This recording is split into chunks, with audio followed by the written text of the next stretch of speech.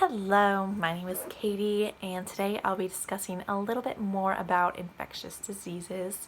I've been learning a little bit more about it lately, and I thought it'd be really cool to, specifically dive into one infectious disease in particular, talk about it. I just thought the first thing would be discuss exactly what is an infectious disease. So an infectious disease are disorders caused by organisms such as bacteria, viruses, parasites.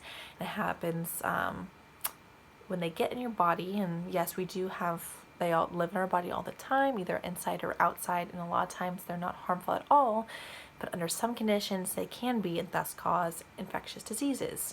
These bacteria, parasites, they can be transmitted from human to human, but they can also be transmitted between insects and animals. So whether you're inside, whether you're outside, it's still possible to end up getting an infectious disease. And every infectious disease, they all have their own signs and symptoms depending on what you get. But some of the basic signs would be headache, fever, coughing, muscle aches, which seem like pretty basic symptoms. So that's why, when the CDC reports diseases, a lot of times they say some infectious diseases can actually be underreported because people don't exactly realize that they may have an infectious disease, or sometimes when people are diagnosed, they get diagnosed too late because they try to brush it off, as, oh, it's just a headache, it's just a fever, and then things start getting worse. So some examples of infectious diseases are influenza, which we hear a lot about, measles, smallpox, and meningitis. So those are some we've either have seen someone have, well, at least for flu, or we've definitely read about before. So those are some basic ones, but the one I want to talk about today is Legionnaires' disease.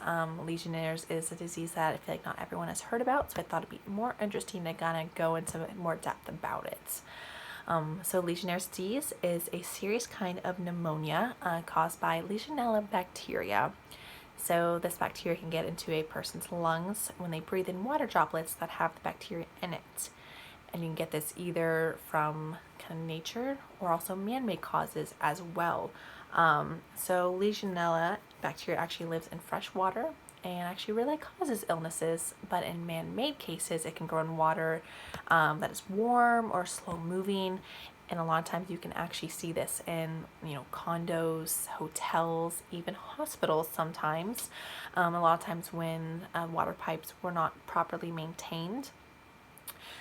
So once these water droplets, then infected water droplets, people breathe them in and they get the disease.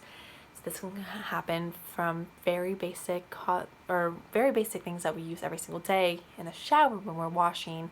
Again, when you're in large buildings, like the hotels, condos, hospitals, which you wouldn't expect it from a hospital. Also decorative fountains and hot tubs. I know everyone likes going in the hot tubs. So now that we know what it is, why do not that many people get it? Who's at risk? Should you be worried? With many infectious diseases, the people who are going to get it the most are going to be those that are over 50 years old, immunocompromised, that they're taking medications that kind of lowers their immune system. And especially since this is a disease that is a lot like pneumonia, it's people who have lung issues such as COPD. All right, and symptoms, these are kind of the basic symptoms I talked about before. They include cough, shortness of breath, fever, muscle aches, and headaches. All right, so after learning about these symptoms, obviously no one would want those, so is there a way to prevent it? The biggest way is, since it's mostly from the man-made causes, is to making sure building managers and those who are in charge of keeping everything under control with the buildings are making sure to properly maintain it, and if they think there could be an outbreak, to call the CDC and report it and let them know. But at the same time, not everything can be completely prevented. So some of the ways that it can be treated and proper testing include, when you're in the hospital, you get a chest x-ray to see if it could be pneumonia. They'll also do a urine or a saliva test as well.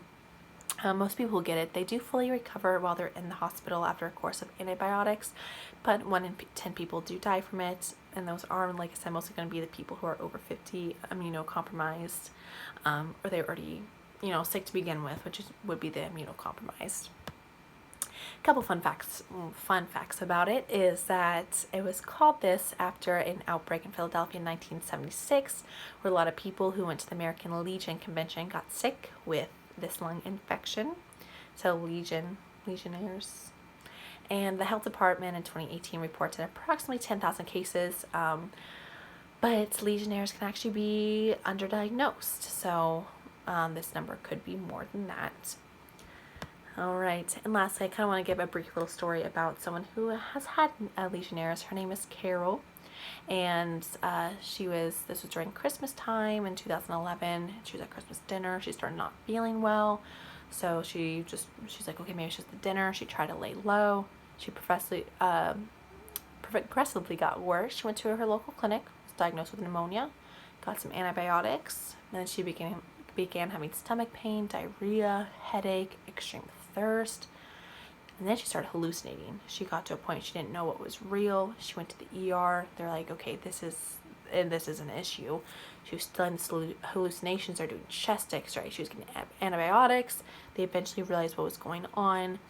She started feeling better, but even after that, when she went home, she was still having trouble walking, still having trouble thinking clearly, and it took a couple of months for everything to really get back to normal. She is 54, so she is in that age range, but she said even today that it's sometimes hard to think clearly.